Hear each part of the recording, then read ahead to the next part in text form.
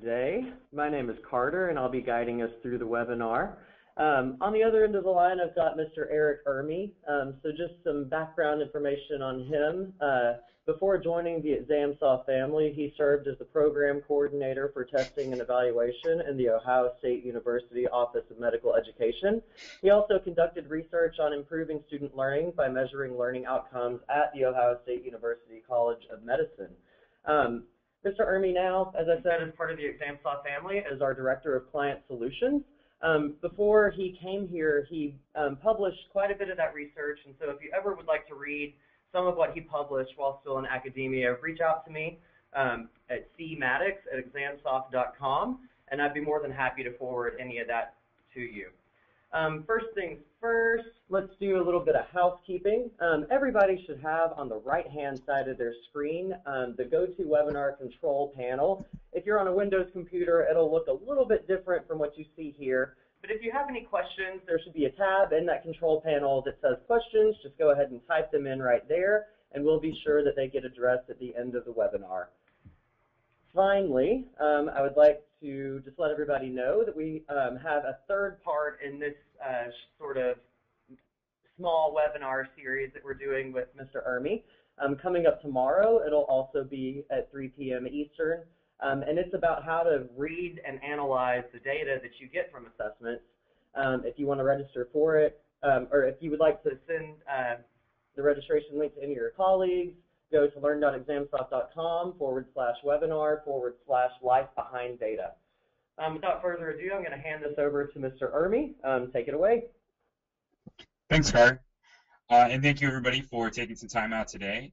For those of you who attended yesterday, I promise I will talk a little slower as you've gone on in this series.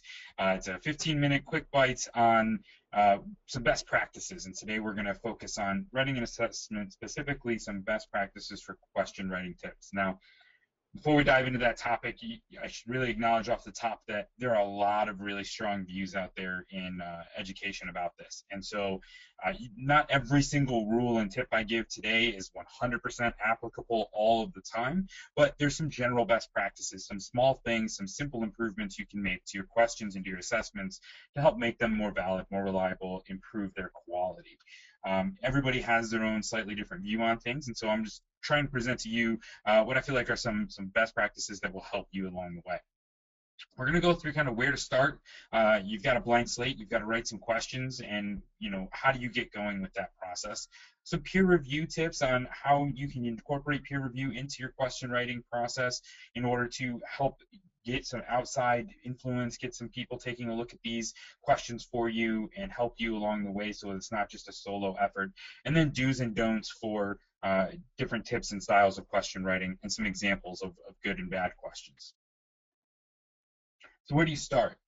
My philosophy is, and it's a widely held philosophy out there, I'm definitely not the one who came up with this, but it's to start with your learning outcomes in Bloom's taxonomy. If you know your intention behind the question, it's a lot easier starting place than just a blank slate saying, okay, I've got all this content from my course and I need to write questions about it. So instead, you're taking each of those specific learning outcomes that you already have for your course, and you know these are the things that the students are supposed to have come away with from going through all the content that you've given them. And you can start with each one of those as the piece that you make the foundation of the question. What is the learning outcome? Base the question around that. Now you've got a much more narrow and specific area of content to be writing about since you've chosen a specific learning outcome. Then take a look at Bloom's taxonomy. Are you intending to write a knowledge level question about that or an application level question about that, understanding, etc.? And if you know those two things in advance, you'll find that you have a target, you've got somewhere to go, you're not going to necessarily meander and accidentally include too much information, and you're not going to be, you start writing sort of a factoid question and it sort of turns into a kind of application question type thing. You've got a blueprint, you know what you're doing, you know what you need to do, and because you know your intention, it's going to make the process a little bit easier, and it's going to make the questions that come out a little bit clearer, and that should help you as you go. It's not foolproof. Anybody can still, get these things mixed up a little bit, and it still is a little bit difficult. Just staring at a learning outcome and a level of Bloom's doesn't write a question for you, but you have to start somewhere. So, a couple of just kind of simple things. Question stems should be clear and concise. The more extra wording you put in for no reason, the more likely you're going to be to confuse the students. And what you want with every question is, did their performance on this question truly accurately reflect their knowledge of the subject? And every piece of extraneous things that you put in there, or everything you do to a question that could cause that to be the reason why they got it wrong instead of really just not knowing the content, brings in another variable. And you want to limit those variables. So if your STEM is clear and concise, then you know that them missing that question meant they didn't understand it. Whereas if you get too complicated, or if it's not in a good format, or you do some of these other do's and don'ts that I'm going to go over in a moment, if you're doing that, you don't know, was it my question? Was it something wrong with the item itself? Or was it the student knowledge? A quick tip for that is kind of a simple way is cover the answer choices. If you were to cover the answer choices and still be able to fully understand the question and answer it, then you've got a pretty good STEM. But if the question STEM is actually dependent in some way on the answer choices, where you have to know what the choices are to be able to answer the question, then you're not providing enough data. It's not clear enough to the students what the question is. They should all be standalone. You're going to give them answer choices, obviously, in writing multiple choice, but you don't want it to be something that is dependent on those answers. That's just a quick glance way of seeing whether something is really good or bad. Additionally, you want to take away the things that are going to tip a student off. You don't want them to necessarily get something right just because your question stem was written in the plural and your answer choices were all written in the singular except for one of them. And the one of them that was written in the plural, well, that's got to be the answer. So you want them to be grammatically consistent. Don't let, just as much as you don't want extraneous things tripping your students up, you also don't want them getting questions right that they really have no idea what the answer should be, but there's some sort of contextual clue that gives it away. You also want the answer choices to be as similar as practically possible in length. If you have one answer choice that is considerably longer than the rest, that's going to be a tip-off to students. So you want them to be as homogeneous as possible, as similar in multiple types of ways, and we'll go over some of those in a second as well. Once you've started this, and you've identified your learning outcome, and you've done your level of blooms, and you start writing your questions, it's a really good practice to have it be peer-reviewed before and after the first use. If you're using our system, one of the things you can do is tag questions with categories, and you could tag them with, review Dr. Smith. And so Dr. Smith could log in and take a look at your questions that you intend for them to review and you want some feedback on. It's just some quick workarounds and quick, workflow methods that are built into the software to allow for this sort of thing. And there's comment fields and other things that I'll get into in a moment. But the reason it's great to have it before and after is you are sometimes so caught up in your content and what you taught that your view can be a little too focused. And so it sometimes helps to step back, have somebody else look at it and say, that's probably too hard a question. That's probably too easy a question. This format isn't right. The other purpose is after the first use, do it again because you'll be able to do it with statistics. So the things you didn't catch beforehand through the peer review, afterwards, take a look at it again, have a peer look at it again, use the statistics to guide, what changes you need to make or any improvements you might need to make to the question. There's some things you need to avoid. Negatively worded questions. Negatively worded questions are an issue. You're asking the students to remember what you don't want them to remember, if that makes any sense. Which of the following are true except? Which of the following is not true? In reality, if, let's take a medical example here, I want my students to remember what the symptoms are of a disease, what the treatments are for an issue that a patient may be having, not what things aren't what they should be. The other thing is here, going back to what are you testing the student on, and did the answer the student gave really accurately reflect their knowledge? Students go through these so quickly that they may not catch that this is an accept question or a negatively worded question. They may assume that it's just which of the following is the best answer, or which of the following is true, or which of the following is the best choice. Because usually when these negatively worded questions are used, they're used sporadically, 4 or 5 in an exam, and you're unnecessarily tripping students up. Now, I'm not saying they shouldn't take the time to carefully read and that attention to detail isn't an important thing. And if you're really intending to test attention to detail, then maybe you can do some of these things. But you've only got a limited number of questions in your exam to dole out to different areas of content. Do you really want to put one in that has a high probability of giving you some false feedback? Do you want to put one in that has is a high probability that it's going to cause the students to remember what something is not instead of what it is? So you avoid those negatively worded questions. Also, don't mix your types of answer options.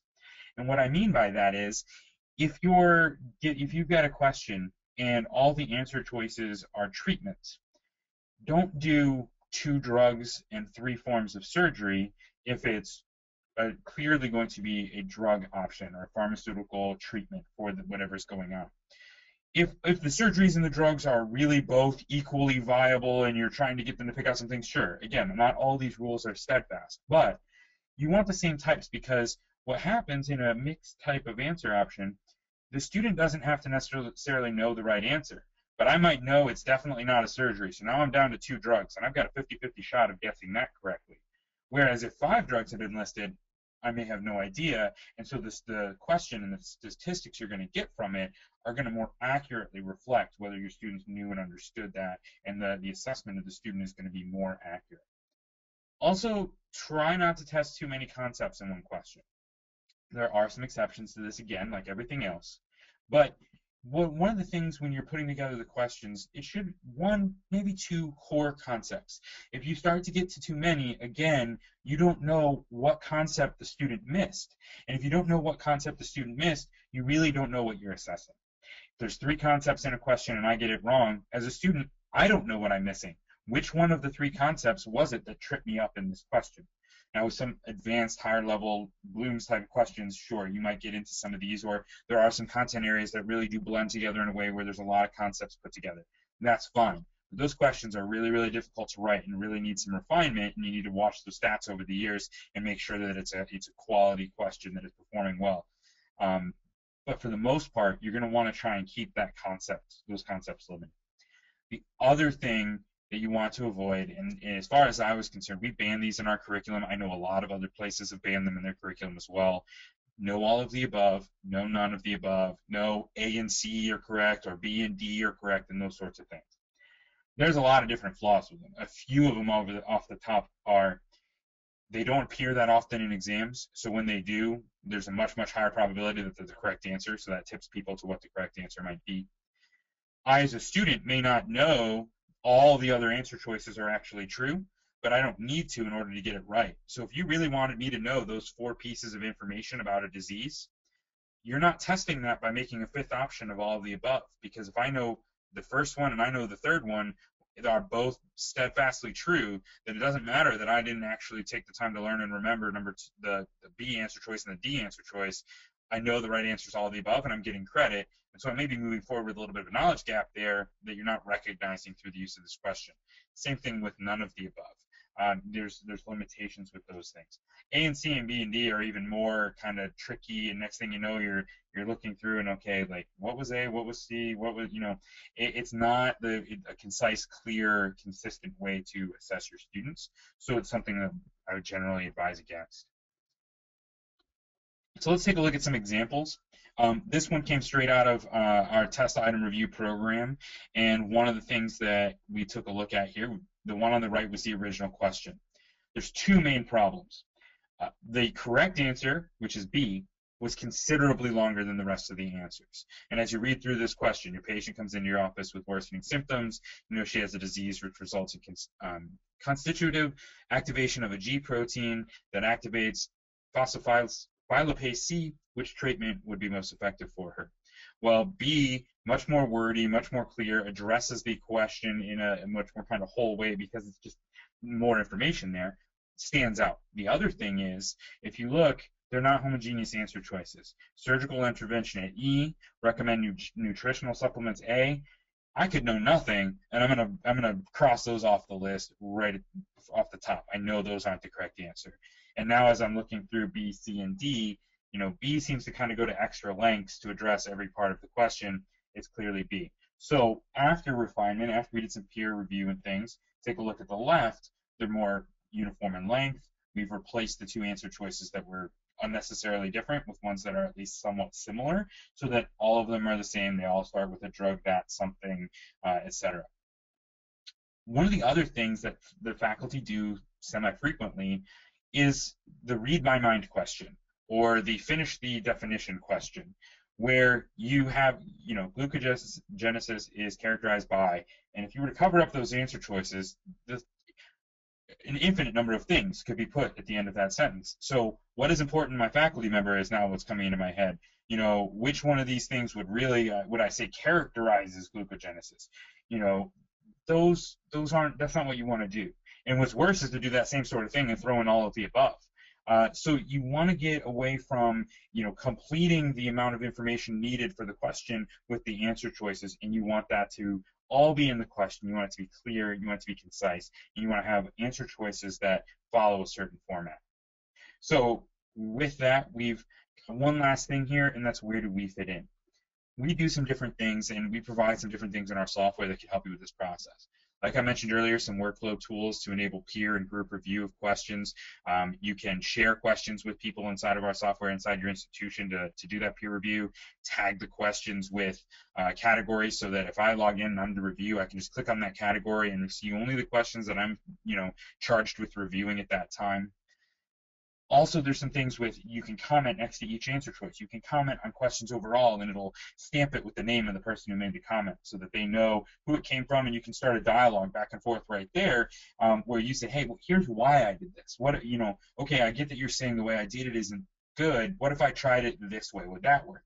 And now you've got an open dialogue between the people who you've outlined as your peer reviewers or your experts and the person who's writing the question. The software also will version items for you. So as you go through, you can compare old versions to new versions of questions. Every time you edit the question, it creates a new version.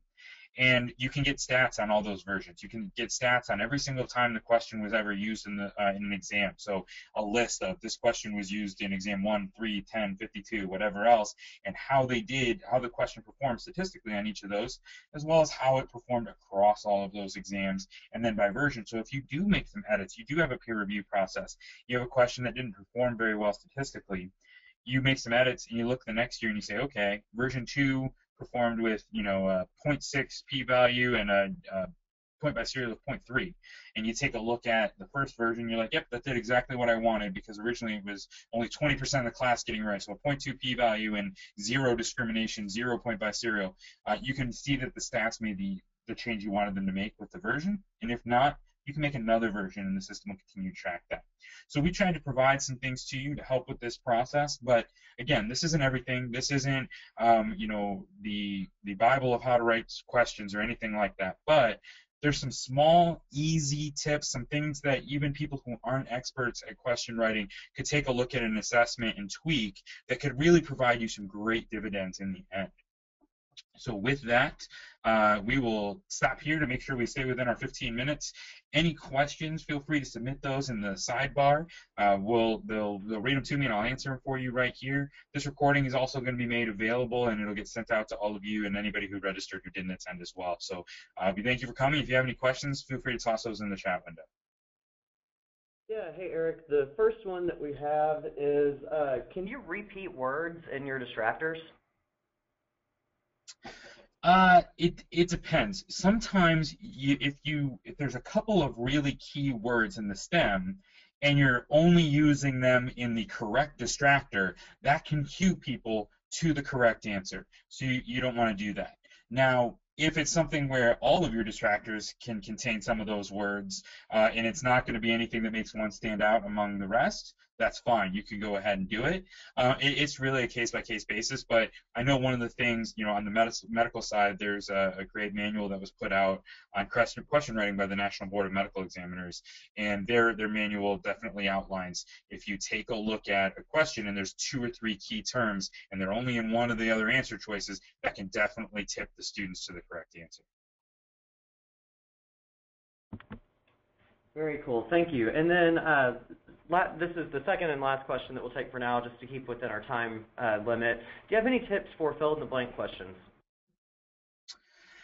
Yeah, I would say that they're only certain times I think they're going to be really, really valuable. I would say that you have to really, there's a certain, it's hard to say, but I would say that there's certain topics and types of content that I would assess with those, and there's certain I wouldn't, just because you may accidentally trip yourself up.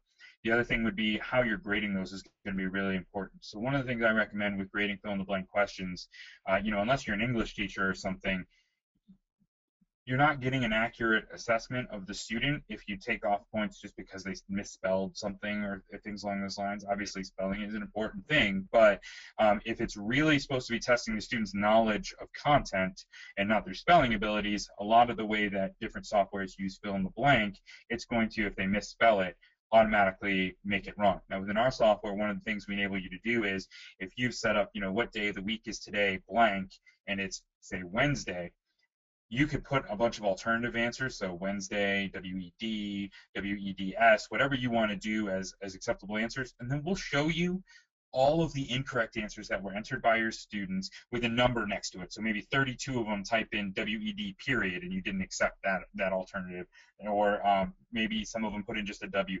You could go through then and review all the most frequently used incorrect answers and automatically add them to the scoring. If you have a tool like that, I would recommend, I think you can get away with using more fill-in-the-blank style questions because you're really going to be able to score them in a way that's going to make it an accurate assessment of your students' knowledge. Whereas if you don't have a tool like that and you're doing any software out there that just has a direct character match, it could give you some false indicators of what your students really